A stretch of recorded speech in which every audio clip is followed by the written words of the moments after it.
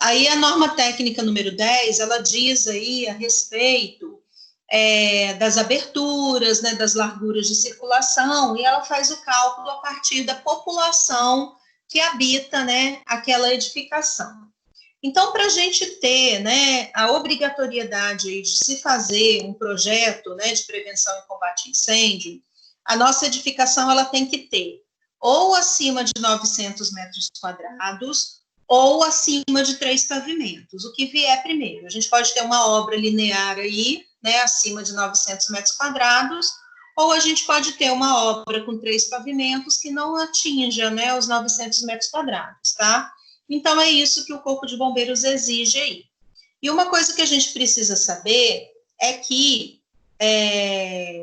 cada estado, né, tem a legislação do Corpo de Bombeiros, tá? Ela não é feita, né, para o nosso território nacional todo, tá, gente? Então, cada estado aí, o Corpo de Bombeiros, ele vai dizer aí quais são, né, as normas a respeito, né, da prevenção e combate a incêndio, né, a respeito do que a gente tem que colocar no projeto. E o arquiteto e o engenheiro civil são os dois profissionais que, com a graduação, eles já estão aptos a fazer um registro lá no Corpo de Bombeiros para poder fazer o projeto, né, de prevenção e combate a incêndio.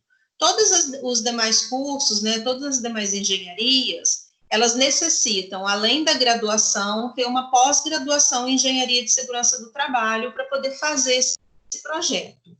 O engenheiro civil e o arquiteto não. Com a graduação, eles já estão aptos a fazer um registro lá no Corpo de Bombeiros para poder fazer esse tipo de projeto. E aí, gente, é claro que a gente precisa estudar, precisa se especializar, né, para poder fazer isso daí, né? E aí o próprio Corpo de Bombeiros tem os profissionais lá que nos orientam, né, que nos ajudam na confecção dos projetos. Então, toda pessoa, né, todo proprietário de um imóvel aí, ele tem que tomar todas as medidas de prevenção contra incêndio, né, previstas em norma, para proteger aí, né, o seu usuário, para proteger o seu trabalhador, né, e tal. E aí ele tem que fornecer aí algumas informações, né, para as pessoas que vão utilizar o espaço a respeito, né, de como utilizar os equipamentos de combate a incêndio, quais são os procedimentos, né, para retirada do local, né, no menor tempo possível, em segurança, e quais são os dispositivos de alarme aí que são disponíveis aí, tá? Eu não sei se eu tive a oportunidade de ir com vocês até o corredor ali, onde tem um hidrante de parede, para mostrar isso para vocês, tá? Eu sei que com a turma da manhã eu fui, com vocês eu acho que eu fui também. A gente chegou lá a dar uma olhadinha naquele hidrante de parede, né? Fomos sim, né? Isso aí, tô lembrando. Então, a gente abriu lá, e aquele dispositivo, gente, é um dispositivo destinado ao Corpo de Bombeiros. Então, nós não temos autorização, né, para ter acesso àquele dispositivo. Então, o que tem lá? Tem um registro, né, que é ligado à reserva técnica de incêndio, né, e ele vai ser utilizado pelo Corpo de Bombeiros. Então, lá tem uma mangueira, tem uma chave, né, que ela serve para conectar, né, essa mangueira ao registro, e tem um esguicho, tá? Então, são os elementos que tem lá dentro dessa caixa aí, dentro desse hidrante de parede, né? O registro, que é ligado à reserva técnica de incêndio, a mangueira, o esguicho e uma chave que facilita aí, né, a colocação, né, desse equipamento aí, você conecta ali, depois essa chave é para apertar, tá? Então, ali é um dos equipamentos de combate a incêndio.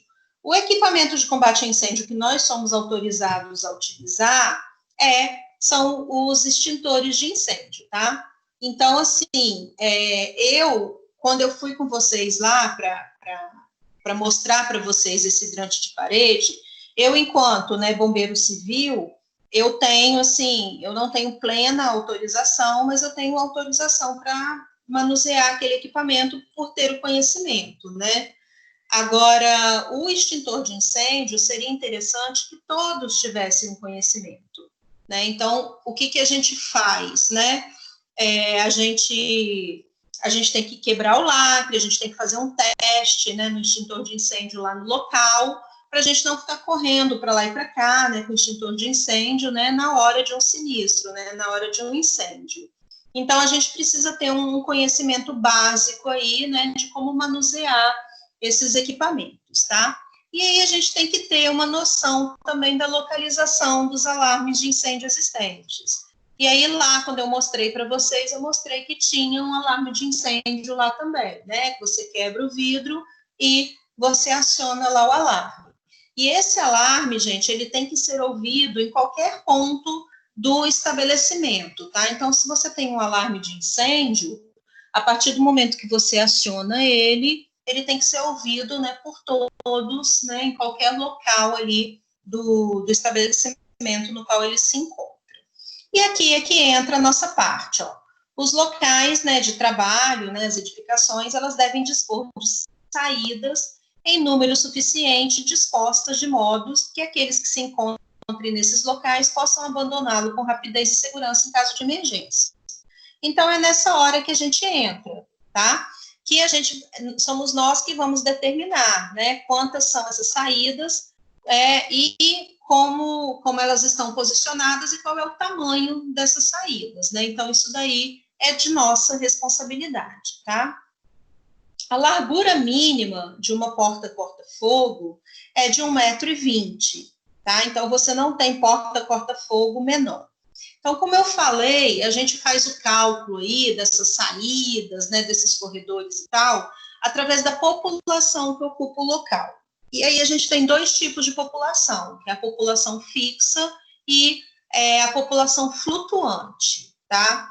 Então, nós, lá na FAESA, nós somos a população flutuante, porque a gente não fica o tempo inteiro dentro da sala de aula. Vocês têm uma sala de aula que vocês vão utilizar no primeiro horário e uma outra sala de aula no segundo horário. Então, vocês são população flutuante. E aí a gente tem uma noção disso quando a gente pensa ali nas salas do bloco 6 e nas salas, por exemplo, do bloco 4. As salas do bloco 6, elas foram projetadas para comportar 60 alunos. Então, a gente percebe que os corredores são mais largos e as portas são mais largas, tá? As portas ali têm cerca de 1 metro, 1,20 m de largura. Os corredores lá, as salas de aula do bloco 4, elas foram projetadas para cerca de 40 alunos, tá? Então, as portas são um pouco mais estreitas e os corredores são um pouco mais estreitos. Então, porque o cálculo é feito pelo número de pessoas que vai utilizar ali o espaço. Então, você vê o número de salas, qual é a capacidade de cada sala, e aí você vai calcular aí, através da população fixa e da população flutuante, né, qual é o número, qual é o tamanho disso. E aí a gente tem essas situações aqui, né, que o sentido de abertura da porta não deve ser para o interior do local. Só que a gente tem vários tipos de edificações aí. Então, edificações comerciais, edificações de ensino. A FAESA, né, ela é classificada como uma edificação de ensino, né, o risco lá é baixo, tá? Então, a gente vai ver aí. E por isso que é permitido que as portas sejam abertas para o interior.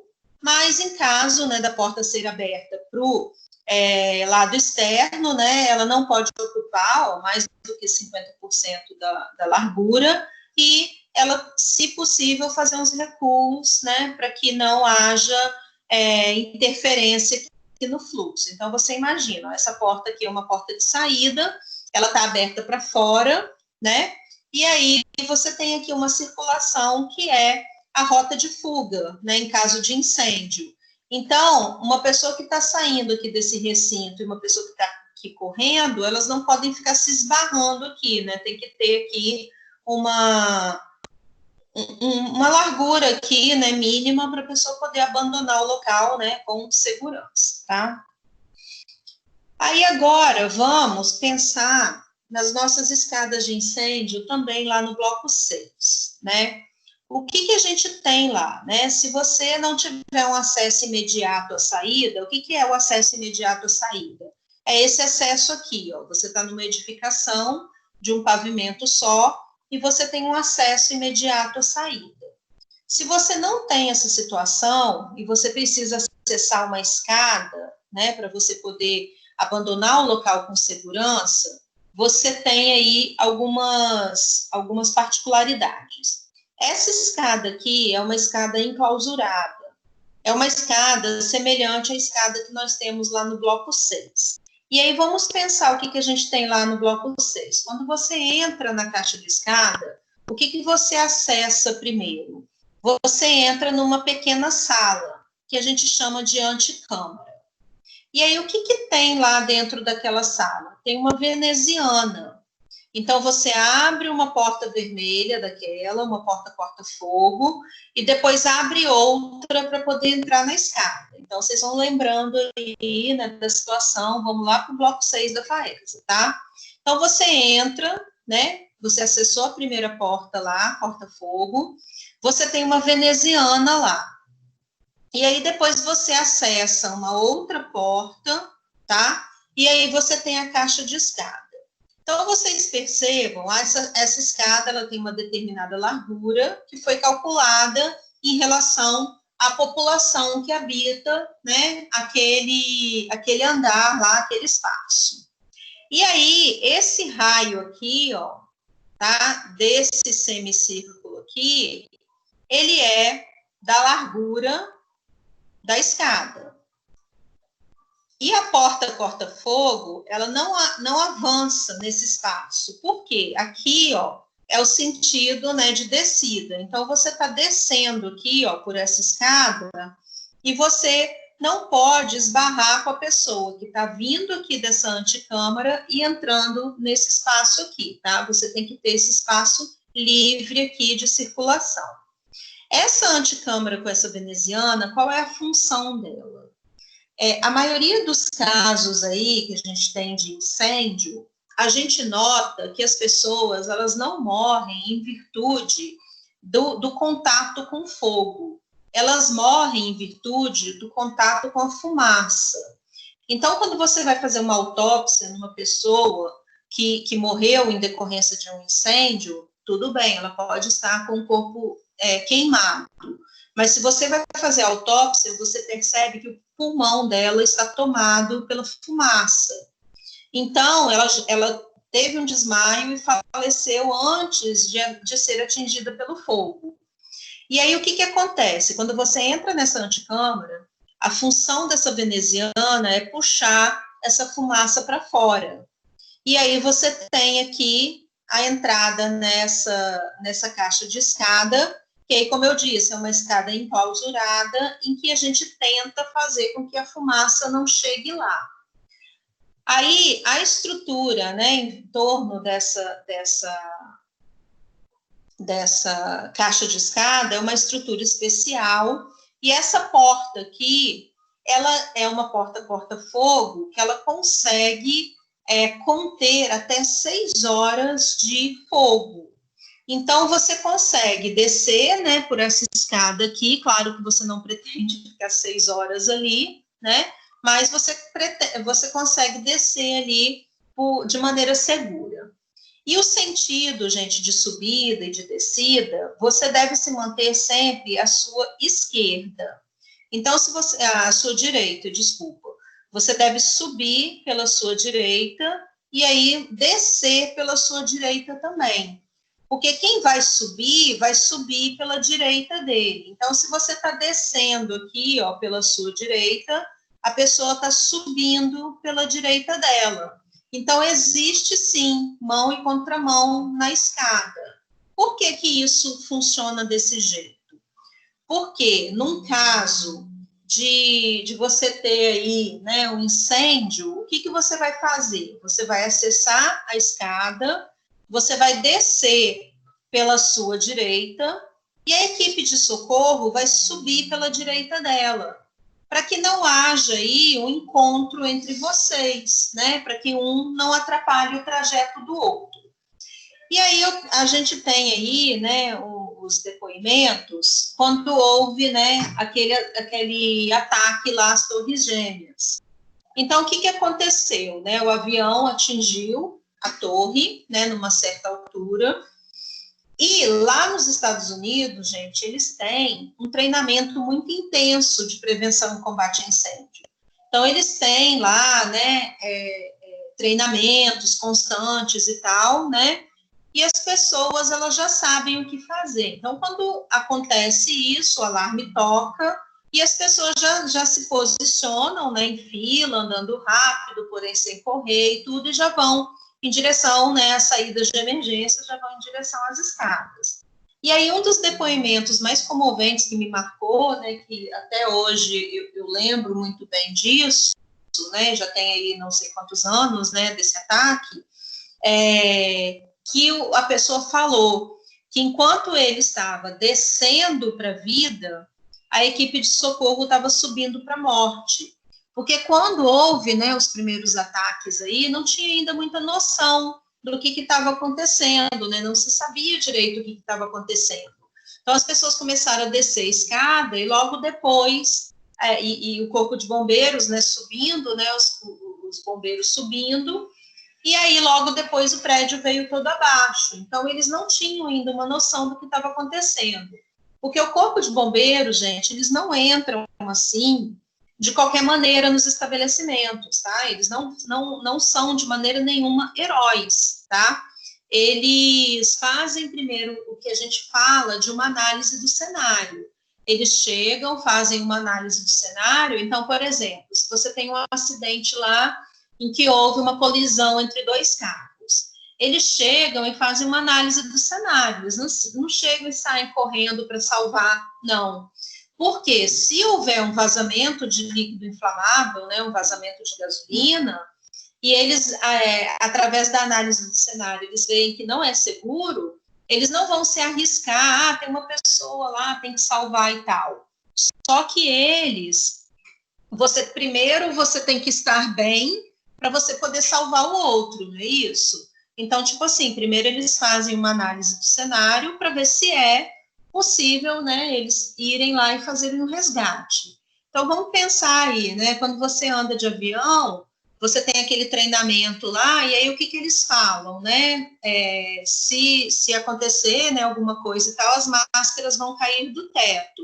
O que você faz? Primeiro você coloca a sua máscara, para depois você ajudar quem está do seu lado. Então, assim, primeiro você tem que estar bem para você poder ajudar o outro, né? E aí, vamos falar um pouco também sobre aquele incêndio que teve lá na boate, né, lá no sul. O que aconteceu lá, né? Uma série, né, de falhas, né, nesse projeto, né, de prevenção e combate a incêndio, e até mesmo, assim, uma falta de experiência que nós todos temos a respeito do abandono do local em caso de incêndio, porque a gente, assim, não tem esse treinamento que eles têm lá nos Estados Unidos, né? Nos Estados Unidos, as crianças são treinadas a partir dos 5 anos de idade, são treinadas a saber como proceder aí em caso de incêndio, né? Eu não sei se eu já comentei com vocês isso, né, em sala de aula, e aí eu menciono aquele filme, né, Um Tiro do Jardim da Infância, do Arnold Schwarzenegger, aí, que passa sempre na sessão da tarde. O que acontece, né? Eles têm, assim, um exemplo, né, muito vivo ali dessa questão aí da prevenção e combate a incêndio, né? O que eles falam ali? Ele é um policial, né, que ele vai para um local, né, para fazer a prisão lá, para detectar uma pessoa, né, para fazer uma prisão. E aí ele é pai de uma criança lá do jardim de infância de 5 anos. A colega dele queria, né, ser a professora lá, queria se disfarçar, só que ela passa mal e ele assume. E ele não tem o treinamento de um professor. E aí, qual é o treinamento do professor, né, nessas situações? Eles sabem, né, colocar as crianças em fila e tudo para poder abandonar o local na hora de um incêndio. E ele não sabia disso. Num primeiro momento, eles fazem uma simulação, começa a tocar o alarme de incêndio, e as crianças da sala dele saem correndo doidamente, né, sem saber para onde ir.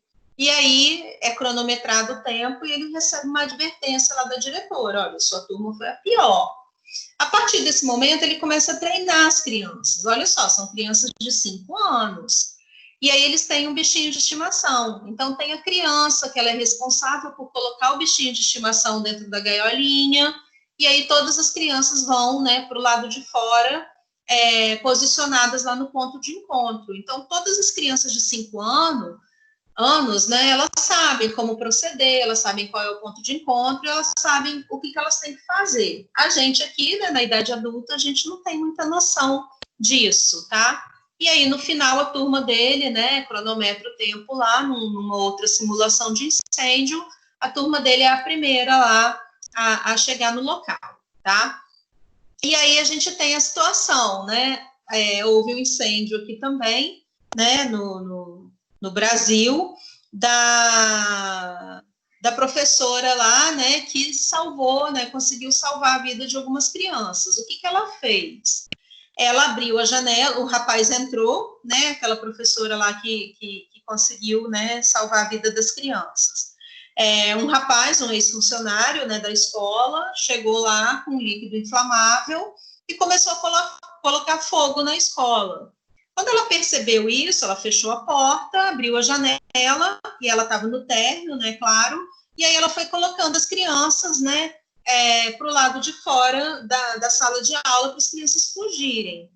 Só que a pessoa foi e entrou dentro da sala, e aí jogou, né, gasolina e falou, não, eu vou me queimar aqui agora, e eu vou queimar essa turma toda. E aí a professora foi, né, se atracou com essa pessoa, né, abraçou para tirar ele da sala, e acabou morrendo abraçada lá com ele para que as crianças pudessem continuar pulando a janela e se salvar. Então, tipo assim, ela não pensou nem nela e nem mesmo nos filhos dela, né? Porque ela tinha filhos também que eram crianças e acabaram, né, ficando sem a mãe, mas ela conseguiu salvar, né, o maior número possível ali de crianças, né? Então a gente não tem muito essa noção, a gente não sabe como utilizar um extintor de incêndio. Então, às vezes, você vê aí no cinema, né?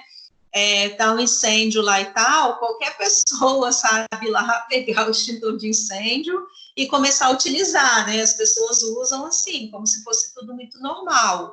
E a gente aqui não tem muito esse conhecimento, tá? Então, a gente tem esses elementos aqui, né? Voltando aqui ao slide, né? A gente tem esses elementos aqui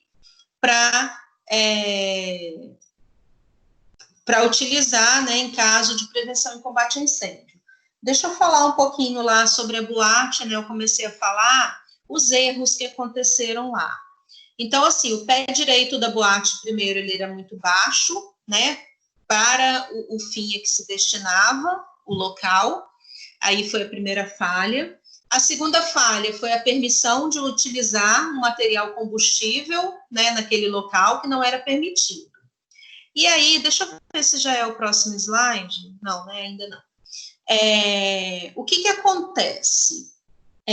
O que é o ambiente de uma boate? Né? O ambiente de uma boate é um ambiente completamente fechado. E aí ele tem que ficar lacrado para as pessoas não saírem sem pagar. Então, o que acontecia lá? As portas corta-fogo, as portas de emergência, né, as portas de saída, elas eram trancadas. E os seguranças ficavam em posse da chave dessas portas. Então, isso é um erro gravíssimo. A pessoa que faz isso, ela responde criminalmente, tá? Em caso de incêndio, né, com morte e tal, ela responde criminalmente, porque não é permitido, em momento nenhum, que você está utilizando ali a edificação, as portas ficarem trancadas, tá? Isso é proibido por lei. Então, o que aconteceu lá? As portas corta-fogo, elas eram trancadas e a chave ficava em posse dos seguranças. Então, o que aconteceu? Quando começou a pegar fogo, as pessoas utilizam isso daqui, ó. A gente se utiliza de sinais luminosos, né, que são as placas aqui sinalizadas. O que são essas placas aqui? Elas têm esse elemento fluorescente aqui, porque aí na hora que apaga a luz, isso daí fica aceso, né, fica bem claro, e aí a gente segue, né, a seta para ir em direção à saída. O que aconteceu lá? As pessoas, por não terem treinamento, elas confundiram o sinal luminoso da saída com a luz dos banheiros. E aí elas foram para os banheiros. O que é o banheiro de uma boate? O banheiro de uma boate, ele tem ou um tobogó ou um ventokit. Ele não tem aberturas, né, para você sair, não tem uma báscula. E aí as pessoas correram para lá, quando chegaram, se deram conta que elas estavam num beco sem saída. E aí elas não conseguem voltar, porque imagina, né, você está indo, né, num fluxo, está todo mundo correndo para o mesmo lado. Aí você vê que não tem saída, você não consegue voltar, porque está todo mundo indo e você vindo, né, contra a maré, digamos assim, você não consegue mais voltar. Então, muita gente que morreu nesse incêndio da boate morreu pisoteado, porque tentou, né, ou tentou correr, tropeçou e caiu, ou tentou voltar e as pessoas não permitiram, né, empurraram e pisotearam essas pessoas. E aí muita gente morreu nesse beco sem saída aí, que foi para o banheiro. As pessoas que conseguiram, né, ir em direção à saída se depararam com uma porta trancada. E aí vocês imaginam, né, na hora da confusão e tudo, como que vai achar, né, o segurança para ele ir lá abrir a porta. E nessa confusão toda conseguiu, e algumas pessoas conseguiram sair. Só que muitas pessoas que estavam lá dentro, elas não morreram, né, como eu disse, pela queimadura. Elas morreram asfixiadas, tá, pela fumaça. Então, assim, foi uma série de erros, né, que a sinalização não era adequada, né, que as pessoas não souberam, né, identificar, não havia o treinamento, né, das pessoas e tal. Aí até a gente chegou a cogitar, né, na época, e se tivesse, né, um treinamento, toda vez que você entra no avião, você ouve, né, as mesmas instruções. Os assentos são flutuantes, as saídas de emergência são aqui e ali, né, a máscara, não sei o que, você ouve toda vez esse mesmo discurso. Por que não fazer algo semelhante, né, numa boate? Seria viável e como seria feito isso, né? Nos intervalos lá, né, você ter uma chamada, você ter alguma coisa que instruísse, né? Enfim, a gente tem que pensar em alguma coisa nessa situação. Aí aqui a situação que eu falei, né, a fumaça ela sobe e você, né, para você ter um melhor, assim, jeito de fuga, né, de um incêndio, é você andar abaixado ou até mesmo engatinhando, tá? Porque a fumaça sobe e você fica por baixo ali. As edificações, gente, quando a gente vai fazer os cálculos, elas têm lá o seu grau de risco, tá? E aí, dependendo do grau de riscos, você deve projetar, né, a distância da pior situação onde a pessoa está, né, do cômodo mais distante da porta de saída, né, dependendo, né, da situação lá, se for, né, um risco mais... um risco grande, né, um risco mais elevado, as pessoas só podem percorrer 15 metros, e para um risco médio ou pequeno, 30 metros. O que seria isso?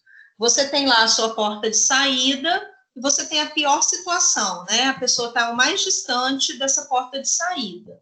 Então, você, na hora de fazer, né, o seu projeto, você tem que pensar que a pessoa só pode, vamos supor que você está fazendo uma edificação de risco alto, aí tem as classificações, tá? A pessoa só vai poder percorrer 15 metros, então você tem que fazer o quê? Você tem que ir fazendo traços, né, linhas retas com o percurso da pessoa e somar todas essas distâncias para saber se a pessoa não vai percorrer mais do que 15 metros, tá?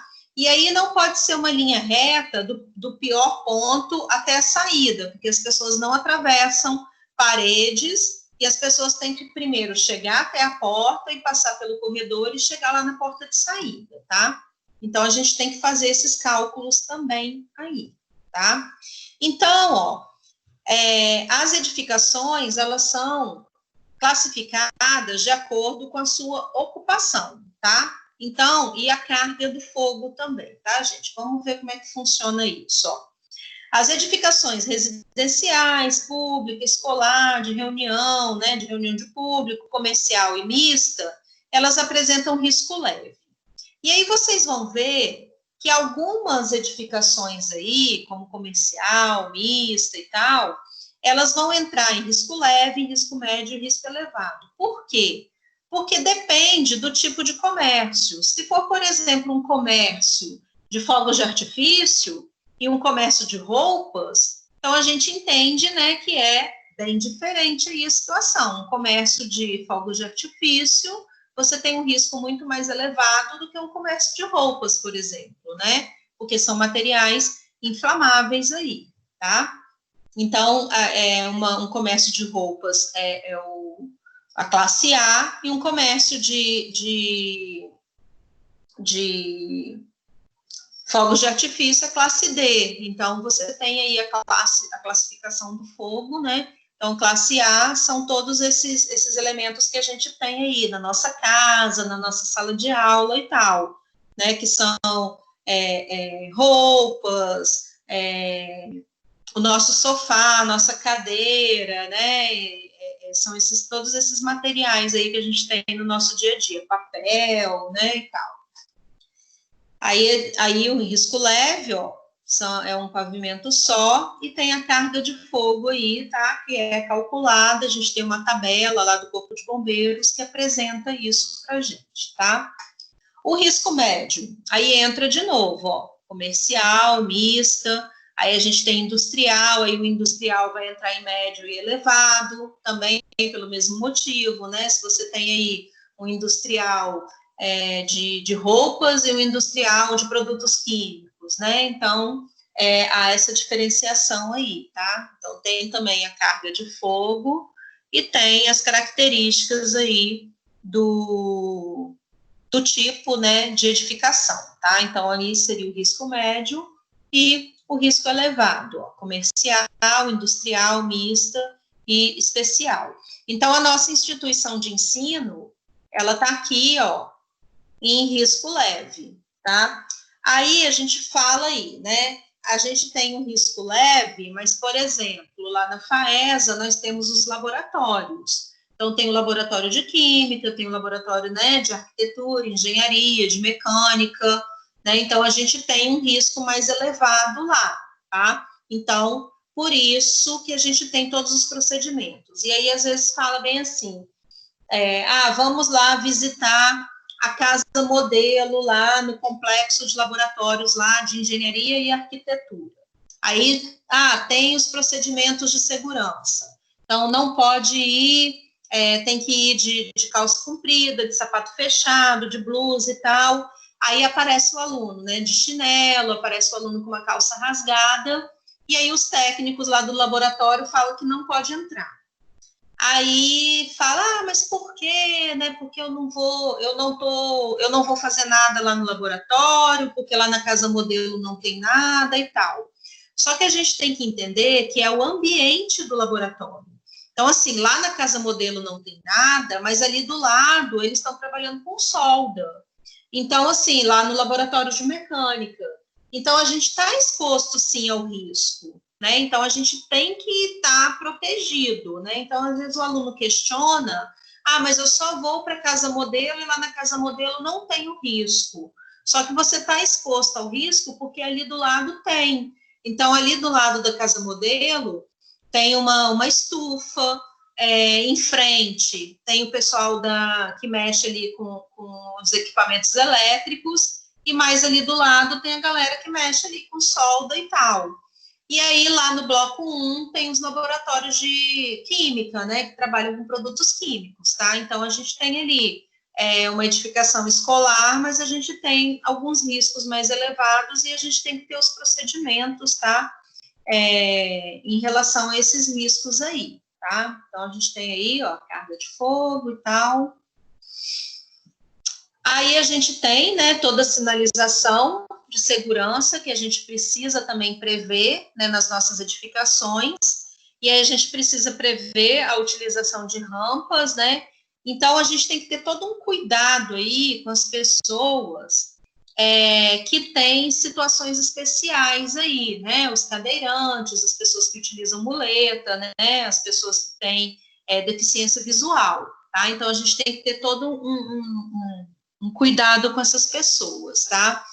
E aí, uma vez a gente dando treinamento, né, de brigada de incêndio, e aí a gente falando, né, todo o procedimento que teria que tomar, né, de correr para a escada, de fazer isso, de fazer aquilo, e aí a gente estava lá num edifício, né, que tinha 15 andares. E aí tinha um cadeirante que ele estava lá, sei lá, pelo 7º, pelo 10º andar. E a gente falando, faz isso, faz aquilo e tal. E aí a pessoa foi, levantou a mão, né, para fazer uma pergunta, né, o cadeirante. Aí ele falou, mas em qualquer situação, então, eu fico para trás, né, em qualquer situação eu vou morrer. Aí a gente, não, né, porque a gente tem que treinar as pessoas para elas ajudarem essas pessoas, né? Então, existem várias maneiras de você carregar, né, uma pessoa para você ajudar ela a abandonar o local. Você pode carregar a pessoa nas costas, você pode pegar a pessoa embaixo do braço e arrastar ela, e ela arrastando os calcanhares no chão. Você tem, assim, o auxílio, né, você e uma outra pessoa fazer aquela cadeirinha com o braço, né, para colocar a pessoa ali.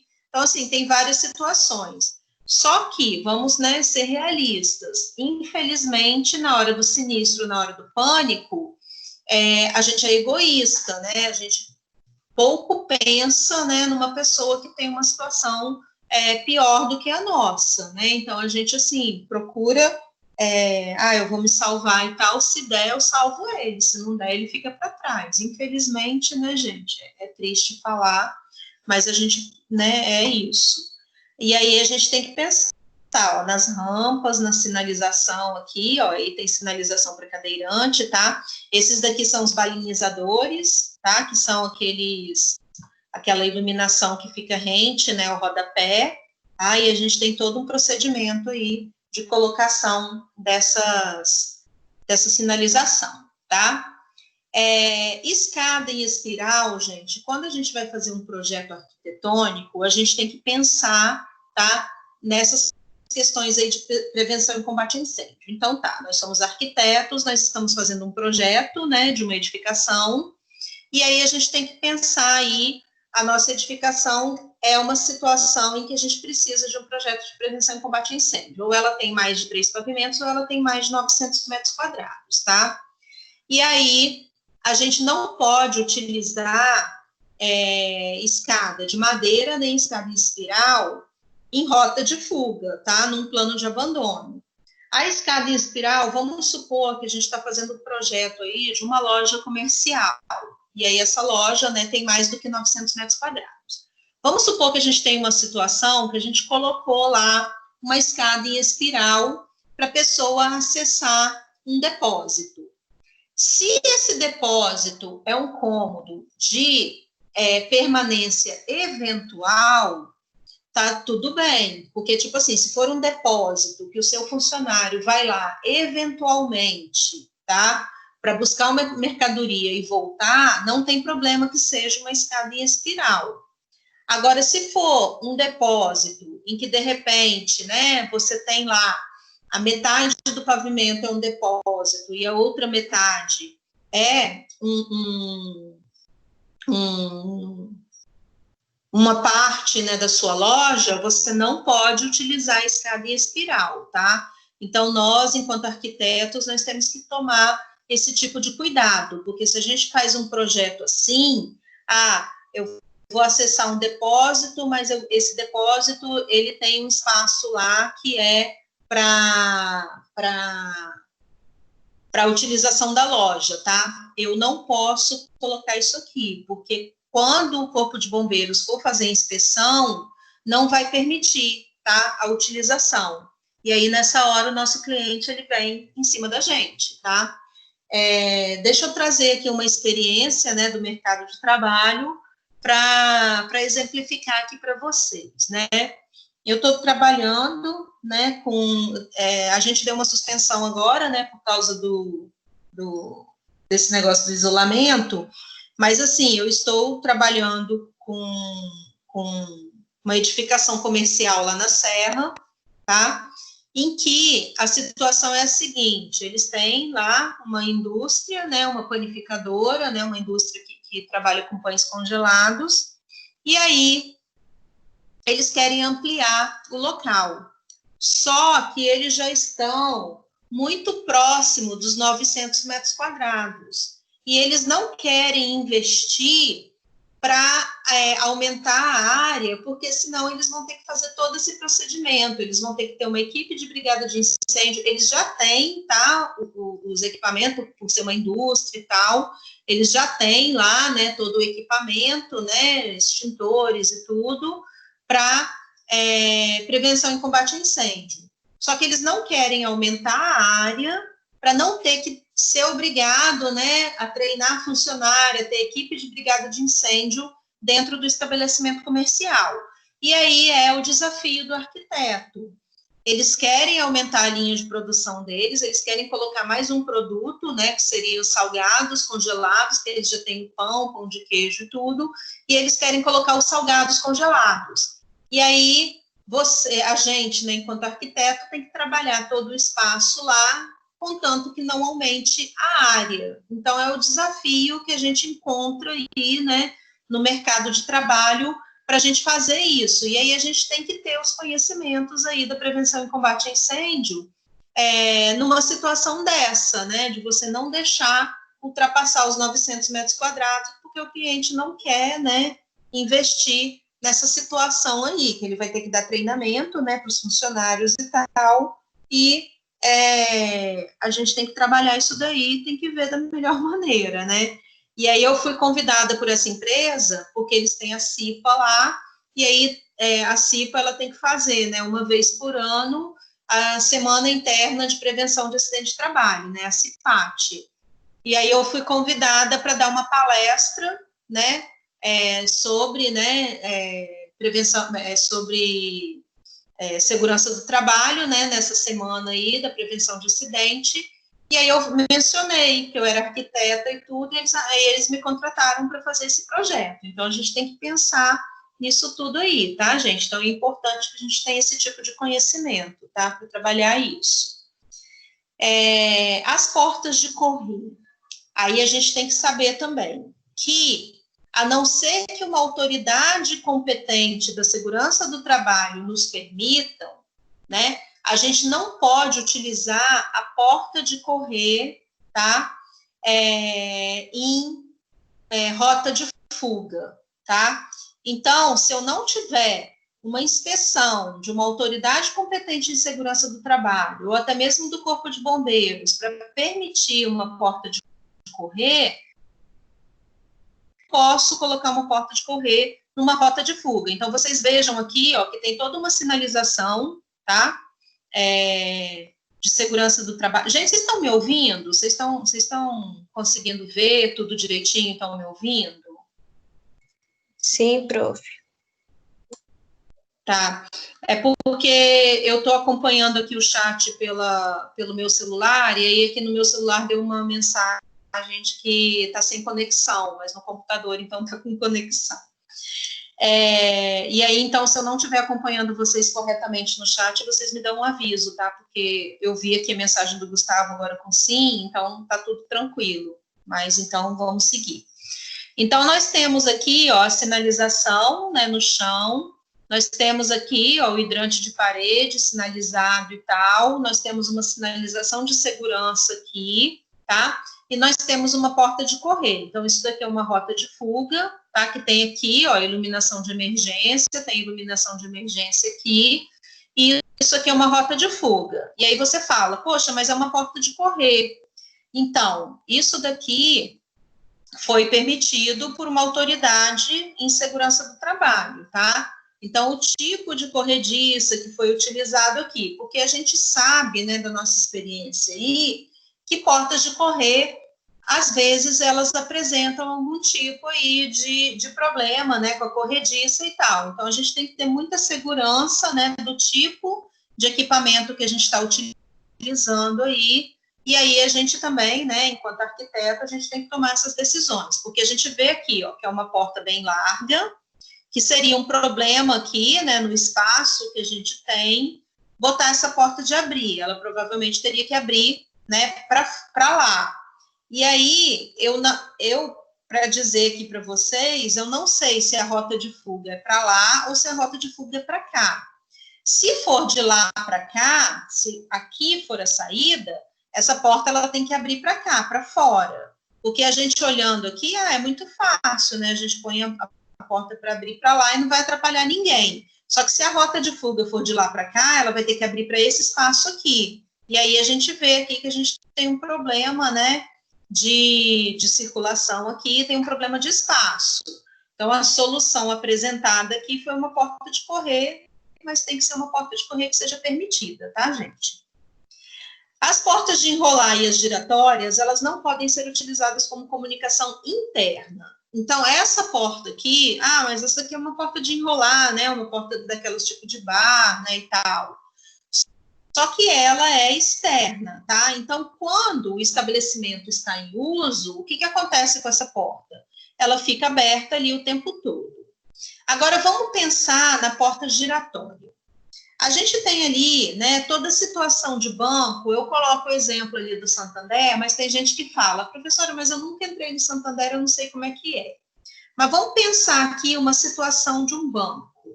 Como que é geralmente, né, um banco? Você entra, né, você abre uma porta, né, de batente, né, que a gente chama, essas portas comuns nossas, né, tem até aqui, ó. As portas de saída devem ser de batentes. O que é uma porta de batente? São essas portas de abrir. Aí, por que fala de batente, né? Porque ela tem aquela estrutura, né? Tem um marco alisar lá, que esse conjunto, né, a gente chama de batente, né, que é, grossamente falando aí, que a porta bate ali, né, para fechar. Então, você abre, né? E aí, a gente tem, né, uma porta de abrir ali, que a gente entra num hall que tem as máquinas ali, né, para retirada de dinheiro, né, para pagar a conta e tal, tem o terminal eletrônico ali. E aí a gente tem uma porta giratória que você entra no espaço, né, da agência mesmo, onde estão os caixas, né, os gerentes, né, o pessoal do atendimento e tal. E aí tem uma porta que é de acesso só dos funcionários, né, e que fica lá para fora, né, desculpa, lá para dentro, e a gente não tem acesso. E aí a gente fala, mas tem uma porta giratória ali, ela está no acesso interno, porque você tem o hall, a partir do momento que você entra no hall já é interno, e ela está dividindo ali, ela é uma comunicação interna, né, entre o hall e a agência. Por que isso é permitido, então? Nas agências, gente, a gente tem uma pessoa, né, que são aqueles seguranças, que eles ficam o tempo inteiro de utilização da agência de frente para aquela porta giratória e eles ficam observando tudo o que está acontecendo ali. Do lado da porta giratória, você tem geralmente uma porta de abrir ou de correr, que quando chega uma pessoa com dificuldade de locomoção, essa porta é aberta para essa pessoa. E a função, né, dessa pessoa, né, que fica ali de frente para essa porta, além de ali, né, olhar para ver por que travou a porta, né, se você está com algum objeto, né, e tal, para destravar a porta, fazer alguma coisa, quando chega uma pessoa com dificuldade especial, ele abre essa porta para a pessoa sair ou entrar. E, em caso de incêndio, tocou o alarme de incêndio, a primeira coisa que ele faz é abrir essa porta. Então, em agências, né, pelo fato da segurança, é permitido para a pessoa poder, é permitido, né, pelo fato da segurança, mas você tem que ter aquela pessoa ali para poder liberar a porta, tá? Num caso ali de problemas. Então, aqui a gente está falando, né, sobre as portas de batente, ela vai abrir no sentido da saída, tá? E de tal modo que não impeçam as vias de passagem, que é aquele desenho que eu mostrei lá para vocês, né, que não pode ocupar metade ali, mais da metade do espaço de circulação. E essa situação aqui, gente, é a situação que eu estava falando lá da boate, tá? As portas, elas não podem, em momento nenhum, da hora de trabalho, ficar trancada, tá? Então, isso daqui, gente, quem faz isso daqui, ela pode responder criminalmente. Então, o que acontece com a porta corta-fogo? Ela pode ter um dispositivo, uma tranca, que permita a abertura somente pelo lado interno do estabelecimento. Por fora, você não consegue abrir, mas por dentro, você consegue abrir essa porta e sair, tá? E o corpo de bombeiros, quando ele chega, ele tem, né, uma chave que ele consegue abrir essa porta aí por fora. Lá no shopping, como é que é o nome daquele shopping que tem ali perto da ponte? É o Shopping Praia da Costa. O Shopping Praia da Costa, ele sofreu uma reforma, né? As portas dele não eram voltadas, né, para a via principal, elas eram voltadas para as vias laterais. E aí ele sofreu uma reforma, acho que já tem cerca de 3 anos aí. E aí eles colocaram, né, as portas corta-fogo voltadas de frente para aquela rua ali, para quem tem acesso ali para subir a terceira ponte, tá? Então, você via aquelas portas vermelhas ali, e aí agora eles pintaram, né, que eles fizeram uma pintura lá, ela é cinza com preto e tal, e aí essas portas, elas ficam ali, né, voltadas para a passagem principal, para a via principal ali e tal. E essas portas, elas têm esse sistema de travamento, tá? Elas abrem por dentro, mas não é permitida a abertura delas pelo lado de fora, tá? Mas elas, em momento nenhum, elas ficam trancadas, tá? Ela não pode ser trancada. Então, a porta, ela tem que ser fechada.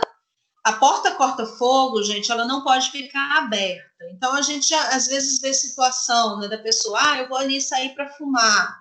Aí abre lá a porta, corta-fogo, bota lá um baldinho de lixo, e aí a porta fica aberta ali, tá? E a pessoa vai fumar ali numa área externa e tal. Isso não pode, tá, gente? Se você quer fumar, você sai, fecha a porta corta-fogo e vai fumar lá fora, tá? Você não pode ficar ali na metade, né?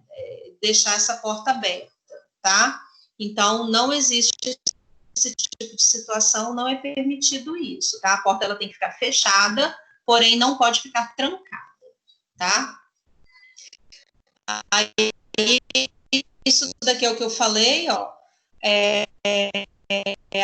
as portas, mas você pode abrir facilmente do interior do seu local de trabalho. Então, a gente existe 2 tipos de porta.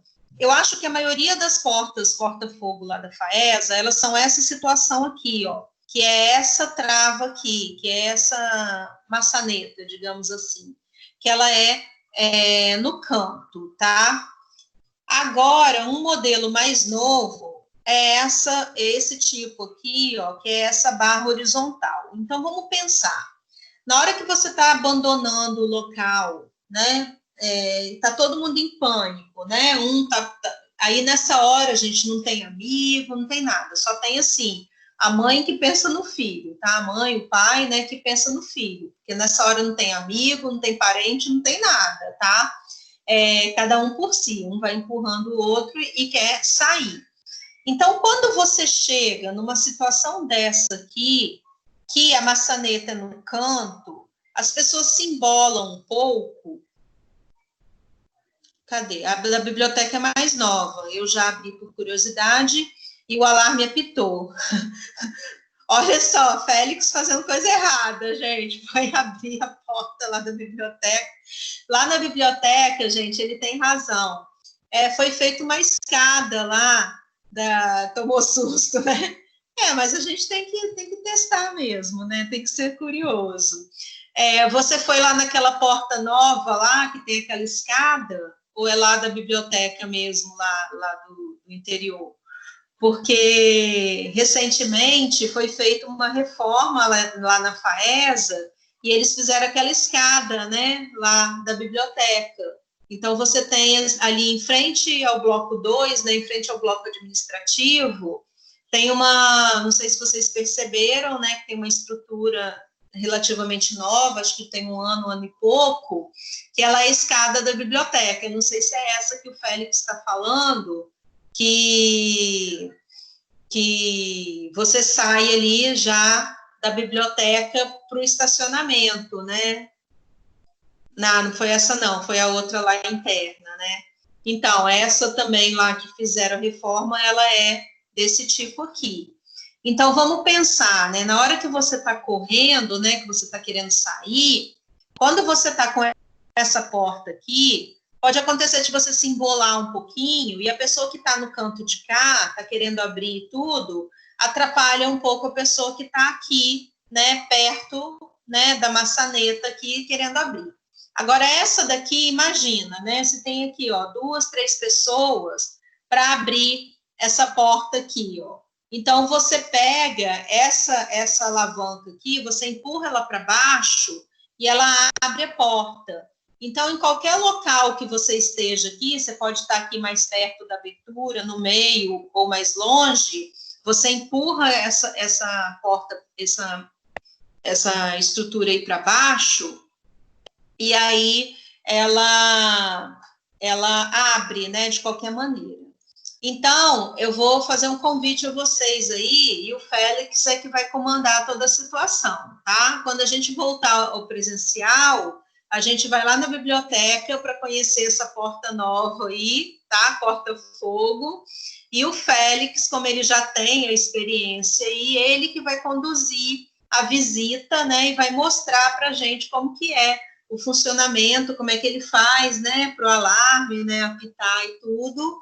E mostrar para a gente a situação, para a gente saber para onde que essa porta sai aí, né? Porque aí agora ficou curiosidade aí, né? Da gente ver como que é esse funcionamento aí, né? Dessa porta, tá?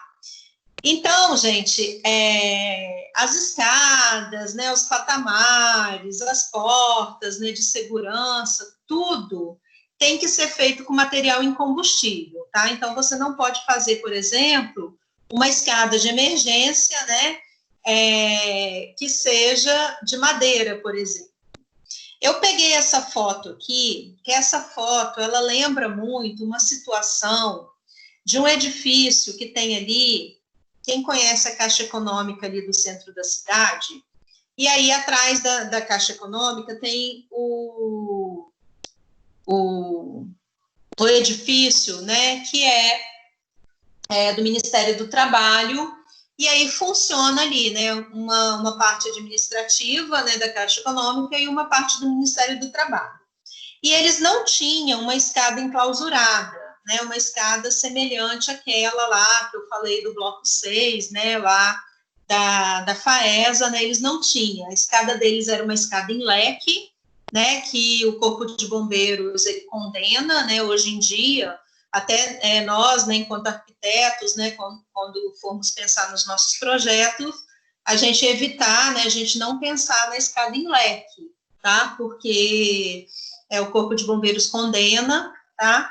Então, assim, todo mundo sabe o que é uma escada em leque. Se tiver alguma dúvida, na aula que vem eu trago uma imagem para a gente tirar a dúvida, tá? Então, as escadas têm que ser com patamares. Não pode ser escada em leque. E aí lá eles não tinham, né, uma escada em leque, e aí o que era a situação lá, né? Por que eles contrataram, né, uma equipe de segurança do trabalho para ir lá? Eu trabalhei lá como engenheira de segurança do trabalho. Qual era a situação lá? Eles não tinham, né, era um edifício da década de 60, então com as instalações elétricas antigas, tá? E eles tinham um projeto para os ar-condicionado de parede. Eles não tinham um projeto para o ar-condicionado, né, split. E aí a gente teve que fazer uma plataforma, né, para as máquinas, né, dos aparelhos de ar-condicionado, e a instalação elétrica, ela exigia mais. Então, tinha que fazer um acerto, né, na instalação elétrica. E com isso, tinha vários pequenos curtos e várias pequenas situações de início de incêndio. Então, a gente teve algumas situações que a gente teve que correr e ir lá, né, com extintor de incêndio para debelar o fogo, né, porque tinha esse tipo de situação. E a escada deles era uma escada que não era uma escada enclausurada, né, era uma escada aberta e era em leque. Então, o Corpo de Bombeiros condenou isso, né, com a nova utilização, né, do estabelecimento. E aí eles tinham, né, eles têm uma seguradora, porque, tipo assim, a caixa forte da Caixa Econômica era lá nesse edifício. E aí, quando você pensa em caixa forte, você pensa lá no Tio Patinhas, né, com aquele monte de moedinha deles lá. Só que a caixa forte, na verdade, é uma grande sala e tal, onde tem os servidores, tá, dos computadores. Então, a caixa forte deles, na verdade, não é a caixa forte de dinheiro, tá, é a caixa forte com os servidores dos computadores. E aí eles fizeram um contrato com a seguradora, e a seguradora fez uma série de exigências, né, em relação ao projeto de prevenção e combate a incêndio. E aí a gente foi atuar lá. E aí a gente teve que fazer uma situação semelhante a essa aqui, porque a escada deles não era enclausurada, era em leque, e na hora, né, de você correr, né, na hora de um incêndio, você imagina, né, você correr desesperado, fugindo de um incêndio, numa escada em leque, né, e aí o degrau vai diminuindo, um monte de gente se empurrando, e o risco de acidente é muito grande. E nós fizemos um projeto semelhante a esse aqui, ó, com uma escada de incêndio externa, onde a gente colocou as portas corta-fogo, né, no final do corredor, dando acesso a essa escada metálica externa para ser a rota de fuga aí, né, da prevenção e combate a incêndio, tá? Então a gente teve que fazer essa adaptação aí para a rota de fuga aí desse edifício. Então, a gente, enquanto arquiteto, a gente pode ser, né, solicitado nesse tipo também de projeto, tá? A gente projetar uma estrutura, né, uma espécie de casa de máquinas, né, que tem aí as máquinas, né, dos aparelhos de ar-condicionado, e uma solução para esse caso aqui, né, num caso de um plano de abandono, né, num caso de prevenção e combate a incêndio, que solução que você daria, né, em caso de incêndio. Então, a gente não destruiu, claro, né, a escada antiga, né, ela continuou sendo utilizada, mas o treinamento que a gente dava, e além de fazer o projeto, né, além de trabalhar como arquiteta, fazendo o projeto, né, da estrutura de escada, né, fazendo todo essa reestruturação do edifício, ainda teve o projeto, né, de engenheiro de segurança do trabalho, fazendo o plano de abandono. Então, tipo assim, a gente deu treinamento para os funcionários, né, para a brigada de incêndio, né, a gente deu o treinamento deles lá, né, selecionou alguns funcionários, né, eles iam de maneira espontânea para ser os brigadistas, tá? E aí a gente tinha essa recomendação, olha, vocês podem continuar utilizando essa escada interna em leque, tá? Para o dia a dia de vocês, mas em caso de incêndio, né, a recomendação é que se utilize a escada externa, né? A porta corta-fogo, então o fogo fica lá dentro e o abandono, né, do local é feito pela escada externa, tá? Não é esse edifício aqui, tá, gente? Eu peguei essa foto porque na época, né, eu trabalhei lá e aí você não tem, tipo assim, hoje em dia eu sou mais piolho de fotografia, tá? Mas na época, quem me conhece sabe, né? Às vezes eu tenho aluno aí no Instagram, no Facebook e tal, e aí o aluno fala, pô, mas essa mulher coloca foto quase todo dia. No Instagram eu estou até colocando pouco, porque eu gosto muito de colocar foto até com os meus alunos e tudo, eu tiro foto, né, da aula, tiro foto de um monte de coisa, às vezes visita que a gente faz, né, a gente não fez, né, a visita na EDP, na Cezan e tal, e eu tiro um monte de foto e coloco, aí eles falam, nossa, quanta foto, mas nessa época aí eu ainda não tinha essa coisa, né, então eu não tenho foto desse edifício.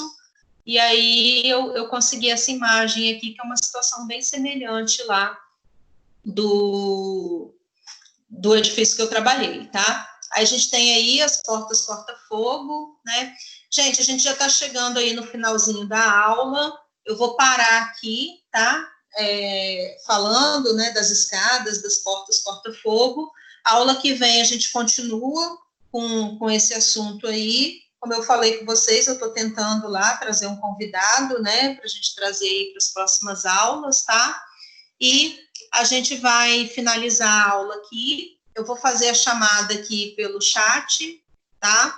Vou agradecer aí a participação, a presença de vocês. Hoje, né, apesar da minha internet, como eu falei, eu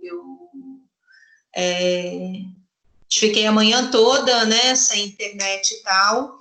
E aí, mais uma vez, eu vou pedir para vocês, né, um pouquinho de paciência, compreensão, porque o feriado todinho eu estive com o meu filho doente, então eu assim, passei muito sufoco sozinha com ele, né, e ele doente, e controlando aqui para não ter que levar ele no hospital por causa dessa situação, né, que a gente está vivenciando aí. E essa semana sou eu que não estou bem. Eu mostrei para vocês no início da aula, eu estou aqui dando aula para vocês enrolada no cobertor, porque eu estou com febre, tá? E eu estou vivendo, né, uma situação, não é, tá, gente, coronavírus, tá? Eu não estou com sintomas, pelo menos por enquanto não. E aí essa semana eu fiquei sabendo que eu tive contato, infelizmente, com uma pessoa, né, que está doente, tá? E aí eu estou assim monitorando, porque é o padrinho do meu filho, e ele trouxe, né, vou aqui, né, abrir aqui, eu não tenho esse costume, né, de trazer, deixa eu até interromper aqui a gravação, eu não tenho o costume de trazer